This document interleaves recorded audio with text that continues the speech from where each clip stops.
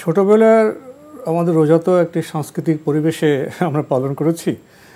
পারিবারিক পরিবেশে আমার দাদা বা নানারা তারা শিক্ষক ছিলেন, প্রাজ্ঞ ব্যক্তি ছিলেন, তার একটা প্রভাব আছে। আমার মাও খুব ধার্মিক ছিলেন, জ্ঞান চর্চা করতেন, তার থেকে আমরা ছোটোবেলায় রোজা উদ্বুদ্ধ হয়েছি। এরপর তো আমরা বড় হলাম, এখন তো রোজার দায়িত্ব আমাদের উপরে। রোজার যেমন দার্শনিক ভিত্তি আছে, সাংস্কৃতিক পরিবেশ আছে, ফিকহি আইনকরণের বিষয় আছে, শরিয়ার বিধিমালা আছে। এখন তো আমরা মনে করি, এখন যে মনে হচ্ছে রোজা আসলে আমাদের জন্য একটি নিয়ামত। রোজা এমন একটি নিয়ামত, রোজা অবয়বের মানুষকে প্রকৃত মানুষ হতে শিক্ষা দেয়। খোরশ আমজিদ, আপনি চমৎকার কিছু বিষয় তুলে ধরেছেন। এখন এখানে একটা মজার ব্যাপার এখন ঘটবে। আপনি দর্শক হিসেবে আপনি আপনার মনোভাব উপলব্ধির কথা প্রকাশ করেছেন। আমরা যারা আয়োজক, এখন আমাদের দিক থেকে আমাদের উপলব্ধির কথা, আমাদের বার্তা আপনাদের কাছে পৌঁছানোর একটি সুযোগ হলো। আপনি ঠিকই বলেছেন, কখনো কখনো কিছু প্রশ্ন এরকম এসে যায় যে প্রশ্নের মান সম্পর্কে প্রশ্ন করা যায়। আপনি আরেকটি শব্দ যুক্ত করেছেন, অনেক সময় খুব বিরক্তি লাগে, বিরক্ত হয়ে ওঠেন। আবার একই প্রশ্ন বারবার করা হচ্ছে। এগুলো একটি চিত্র আপনি তুলে ধরলেন। আমরাও বিষয়টি যে অনুভব করি না তা নয়, কিন্তু আমরা একটি সমাজে বসবাস করি, আমাদের সমাজ বাস্তবতা আছে, আমাদের সমাজে শিক্ষিতের হার কত, বিশেষ করে ধর্মশিক্ষার ক্ষেত্রে আমরা কতটা অগ্রসর। আমার তো মনে হয় আপনি আমার সাথে একমত হবেন, আমাদের অনেকেই আমরা ধর্মটা দেখে দেখে শুনে শুনে শিখেছি। অন্য যে কোনো বিষয় আমরা অধ্যয়ন করে শিখে থাকি, কিন্তু ধর্মটা আমরা সেভাবে অধ্যয়ন করি না। আমরা দেখে দেখে শুনে শুনে উমুকে বলেছেন, উমুকে করেছেন, এভাবে তো যুগের পর যুগ ধরে আমাদের এই প্রিয় জনপদে ধর্মের চর্চা হচ্ছে।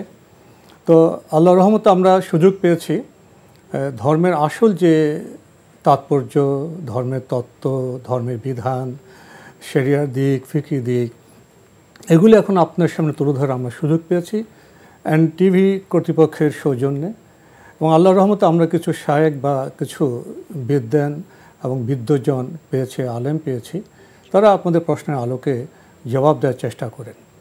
আপনি হয়তো লক্ষ্য করেছেন, আমরা প্রিয় দর্শক আপনাদেরকে প্রশ্ন করার জন্য আমন্ত্রণ জানাই। চিঠি লিখুন, প্রশ্ন পাঠান আমাদের ঠিকানায়। এখন যখন আমরা আপনাদেরকে দাওয়াত দিলাম আমাদের ঠিকানায় প্রশ্ন পাঠান, এখন সে প্রশ্নটি যে মানেরই হোক, যে বিষয়েরই হোক, মেহমানকে তো আমাদের স্বাগত জানাতে হয়। তখন সে প্রশ্ন আমরা তুলে ধরি। আর সমাজে মানুষ যখন একই মেধার নয়, একই রকম শিক্ষার মানে উত্তীর্ণ নয়, তখন তার প্রভাব তো প্রশ্ন আসবে। আমাদের প্রশ্ন আসলে সমাজ বাস্তবতার প্রশ্ন। সমাজ যেরকম, সমাজের শিক্ষা দীক্ষা সংস্কৃতির যে অবস্থা, তাই তো প্রতিফলিত হবে প্রশ্নে। আপনি হয়তো আমার সাথে একমত হবেন।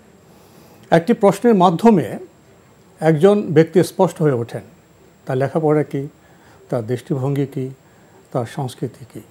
গণমাধ্যমের কাজটা কী? জনগণকে সাথে নিয়ে পথ চলা, কিছু ভুল কিছু শুদ্ধ সেগুলিকে জড়িয়ে ধরে আপন করে এগিয়ে যাওয়া, এবং অবিরত কারেকশান, শুদ্ধি এবং শুদ্ধির মাধ্যমে ব্যক্তির উন্নয়ন, সমাজের উন্নয়ন, অনুষ্ঠানের উন্নয়ন, এভাবে তো আমরা অগ্রসর হচ্ছে, উন্নয়ন হবে। এবং আমাদের এবং উনি সতর্কবার্তার কথা বলেছেন, এবং কোনো কোনো প্রশ্ন নিষেধ করা যায় কিনা। ভাই, আমরা তো শুরুতে বলে থাকি এই অনুষ্ঠানে আপনারা ইসলাম বিষয়ক জীবন ঘনিষ্ঠ প্রশ্ন করতে পারেন, কিন্তু বিষয় হলো অনেকে আমরা জীবন ঘনিষ্ঠ প্রশ্ন করতে সমর্থ হয় না। এই জন্য মাঝে মাঝে আমাদের শায়ক একটু বিরক্ত হয়ে বলেন, এটা কেমন প্রশ্ন হলো। আমরা অন্য কোনো ভাইয়ের কথা শুনতে পারি। আমাদের লাইনে আরেক ভাই আছেন, দেখি। জি, আসসালামু আলাইকুম রাহমাতুল্লাহি ওয়া বারাকাতুহু। কে বলছেন? আসসালামু আলাইকুম। ওয়ালাইকুম আসসালাম ওয়া রাহমাতুল্লাহি ওয়া বারাকাতুহু। কোথা থেকে বলছেন ভাই? আমি পার্বতীপুর থেকে বলছিলাম। পার্বতীপুর, জি জি, দিনাজপুর পার্বতীপুর। আব্দুল মাহবুব বলছিলাম। জি বলুন। ভালো আছেন আপনারা? জি আছি আলহামদুলিল্লাহ। যাই হোক, একটু কষ্ট পাইলাম, হুজুর আজকে জামের কারণে আসতে পারে নাই, আমাকেও একটু খারাপ লাগলো। আমি নিয়মিত আপনাদের অনুষ্ঠান বেশ শুনি, আর রোজা আসি বেশ মাগরিবের পর একটু সময় পাওয়া যায়, মোটামুটি ভালো লাগে, খুব ভালো লাগে শুনতে। আমি একটা অনুরোধ করবো, বেশ এবার যেভাবে অনুষ্ঠানটা হচ্ছে সেভাবে আরো যেন বিস্তারিত তুলে ধরা যায় সারা বিশ্বের মাঝে, আমি এটাই কামনা করব। আর দ্বিতীয় কথা হলো, আমি একটু আপনাদের কাছে দোয়া চাচ্ছি। আমার ছেলেটা মাদ্রাসায় পড়ে, কওমি মাদ্রাসায়। জি জি, একটু খাস করে আমার ছেলেটার জন্য দোয়া করবেন। আমার ছেলেটা যেন বেশ ইসলামের জন্য, অবশ্যই আমরা দোয়া করি। জি, আপনিও আমাদের জন্য দোয়া করবেন। ভাই বলছিলেন আর কি যে আজকে আমরা একটু ভিন্ন রকম পরিবেশে প্রশ্ন, আসলে আমরা আজকে চাচ্ছিলাম ডক্টর মোহাম্মদ সাইফুল্লাহ ভাই তো যানজটে আটকে আছেন, সবসময় তো আমরা আপনাদের প্রশ্নের জবাব দিয়ে কথা বলি।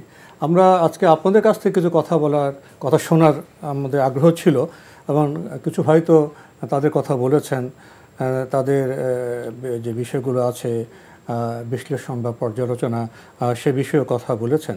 আমরা সে বিষয়গুলিকে আমরা অ্যাড্রেস করার চেষ্টা করেছি। আর আমাদের এই ভাই চমৎকার একটি বিষয় বলেছেন, দোয়া। দোয়াকে আমাদের খুব সহজ মনে হয়, দোয়া কিন্তু মুখ্য ইবাদত, ইবাদতের মূল হলো দোয়া। আমরা অনেক সময় বলেছি আমাদের পুরো নামাজটাই তো দোয়া। দোয়ার যে সংস্কৃতি, এটি মুসলিম সমাজকে সমৃদ্ধ করতে পারে। আমরা অবশ্যই আপনার সন্তানের জন্য দোয়া করছি, মাদ্রাসা পড়ছে, সেই জন্য আসমানি যে জ্ঞান, যে কিতাব এবং রাসূলের যে সুন্নাহ, সেই জ্ঞানে সমৃদ্ধ হয়ে সমাজকে আলোকিত করতে পারে। আপনার সন্তানকেও বলবেন আমাদের জন্য দোয়া করতে। আমার তো এখন বয়স হয়েছে, বার্ধক্য, আমরা যেন সুস্থ থাকতে পারি, সুন্দরভাবে আপনাদের মাঝে আমাদের কথাকে, আমাদের অনুষ্ঠানকে পৌঁছে দিতে পারি। আমাদের পক্ষ থেকেও আপনাদের কাছে দোয়া প্রার্থনা। ভাইয়া বলছিলেন ছোটবেলার রোজা আর কি, তো আপনি তো ছোটবেলার রোজাও দেখেছেন, এখনকার রোজা আপনার কাছে কেমন লাগে? আসলে ছোটবেলার আমাদের রোজা তো একটি সাংস্কৃতিক পরিবেশে আমরা পালন করেছি, পারিবারিক পরিবেশে। আমার দাদা বা নানারা তারা শিক্ষক ছিলেন, প্রাজ্ঞ ব্যক্তি ছিলেন, তার একটা প্রভাব আছে। আমার মাও খুব ধার্মিক ছিলেন, জ্ঞান চর্চা করতেন, তার থেকে আমরা ছোটোবেলায় রোজা উদ্বুদ্ধ হয়েছি।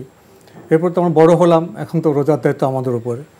রোজার যেমন দার্শনিক ভিত্তি আছে, সাংস্কৃতিক পরিবেশ আছে, ফিকহি আইনকরণের বিষয় আছে, শরিয়ার বিধিমালা আছে।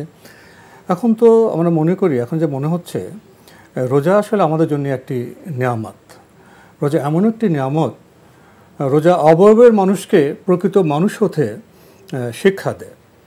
মানুষ হতে হলে আমাদের যে বিভিন্ন রিপু আছে, জৈবিক চাহিদা আছে, লোভ লালসা আছে, হিংসা বিদ্বেষ আছে, এগুলিকে পরিহার করে তাজকিয়াতুন নাফস, আত্মশুদ্ধি যে বিষয়টা আছে, সেখানে পৌঁছতে পারলে অবয়বের মানুষ, মুখোশের মানুষ প্রকৃত মানুষ হতে পারে।